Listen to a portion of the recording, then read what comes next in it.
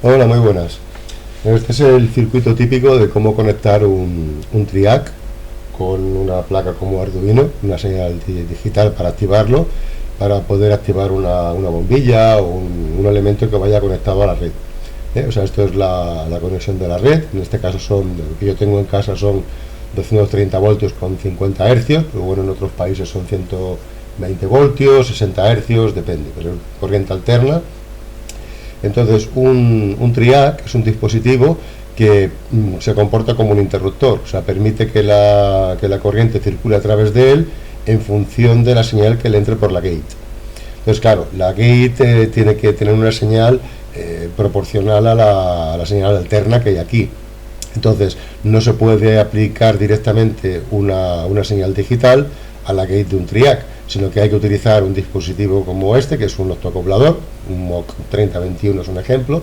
Es un circuito que separa lo que es la parte digital de la parte de potencia.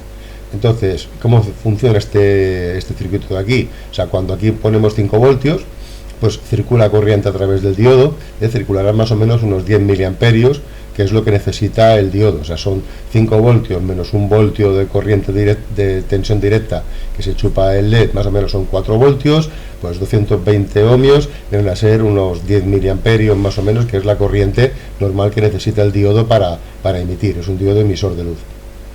Entonces, este fototriac que tiene internamente el chip, cuando recibe luz, lo que hace es conectarse y conecta la pata esta del triac a la gate a través de una resistencia, y es lo que hace que el triac se abra.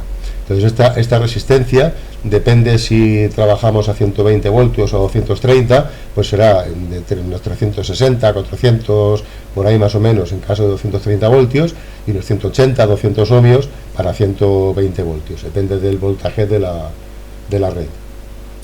Entonces, bueno, pues lo que son los datasheets más o menos de los chismes estos, lo que es el MOC, este es el circuito que he utilizado, que es un octacoplador que ya está pensado para ser un driver de un TRIAC. O sea, no es cualquier octacoplador, sino es un octacoplador preparado para aguantar de 150 a 400 voltios pico.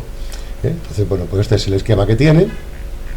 Y básicamente, bueno, aquí están los máximos, las corrientes normales que hay que aplicarle para que conduzca. O sea, lo máximo que permite, por ejemplo, de corriente directa son 60 miliamperios hasta romperse, pero aquí en las gráficas podemos ver que la tensión, o sea, lo que es la intensidad esta es la reversa, el voltaje forward son unos, aquí lo ponen, en condiciones normales son 10 miliamperios de corriente directa, y eso hace que tenga un voltio y medio de tensión en el diodo, básicamente lo que hay.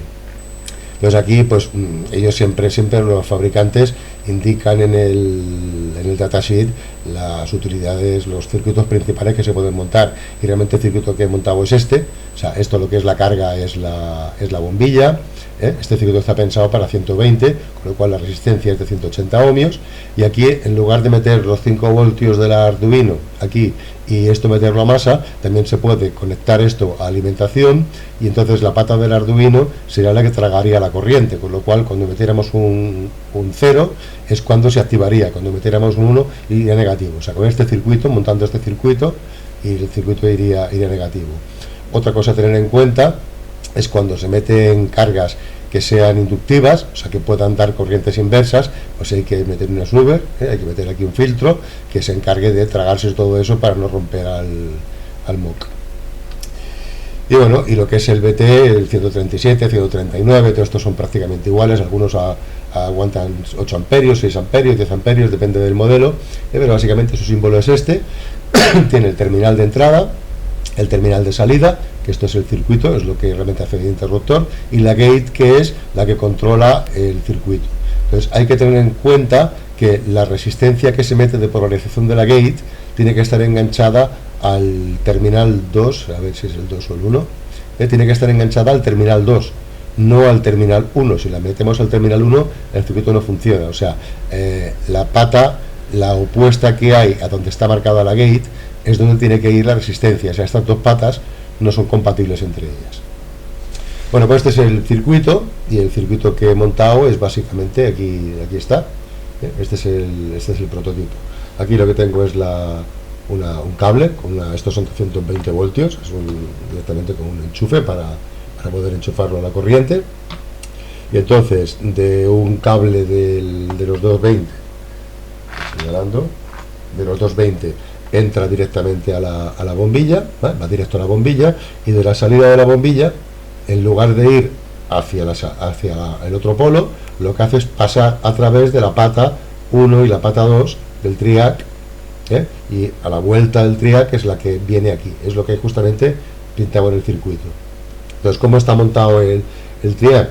O sea, la pata 4 del MOC está conectada directamente a la pata 3, a la gate, es este cable que hay aquí, y de la pata 6, de la pata 6 del MOC, está conectado a la pata 1, no, a la pata 2 del triac, en este caso le he puesto 400 ohmios o por ahí.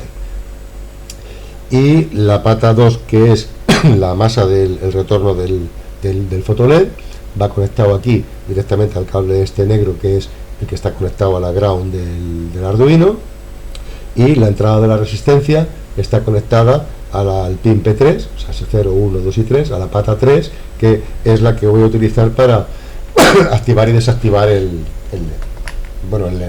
fotoled del ChipMS. Entonces, el programa para hacerlo es este de aquí, es muy sencillo, simplemente es configurar la pata 3 como salida, la pata 3 está de aquí como salida, y en el loop activar, o sea, ponerle un high y esperar 20 milisegundos, o sea, activarla durante 20 milisegundos y ponerle low y esperar un segundo y desactivarlo durante un segundo. Entonces, esto yo diría que está, a ver si está enchufado sí, está el Arduino, está enchufado aquí. Yo creo que enchufándolo, me está haciendo pruebas antes, enchufa 220, y aquí se puede ver lo que está haciendo el circuito, o sea, cada segundo está pegando un toque de 20 milisegundos encendiendo la bombilla. Esto pues son los circuitos normales que podemos encontrar en los autómatas domésticos y tal. O sea, se podría meter, por ejemplo, en un circuito como este. Aquí tengo un montaje de una placa, que directamente lo que lleva es el circuito el MOC aquí, con las dos resistencias, el triac encima, más o menos el circuito no es gran cosa, está montado a mano, pero es la parte más óptima que fue capaz de montar. Y aquí pues a la entrada iría la masa y la alimentación, bueno, la masa y la señal de encenderlo o apagarlo, que es lo que iría al autómata programable, y la salida es la que hace de interruptor para cortar la bombilla o el enchufe que queramos cortar de forma domótica. Y bueno, pues ya estaría. Esto es un circuito bastante sencillo. Otra cosa es hacer lo que sea un dimmer, o sea, si queremos hacer que esta bombilla se encienda más o se encienda menos, habría que darle un tanto por ciento de la red, o sea, de la red eléctrica, de los 50 hercios o 60 hercios, habría que darle una proporción para que en función de esa proporción se encendiera más o menos. Lo que pasa es que tener en cuenta que esto antiguamente se utilizaba mucho para dar luces de ambiente y cosas en los comedores, pero como hoy día, como todo ya son LEDs, los LEDs no admiten eso. Los LEDs llevan su propia fuente conmutada dentro y no admiten hacer estas guarradas. Entonces hay que hacerlo de otra manera. No se puede hacer con LEDs de 220. Con LEDs de 220 no se pueden montar. Para encenderlo o apagarlo sí, pero para dimearlo no. Veamos, un saludico.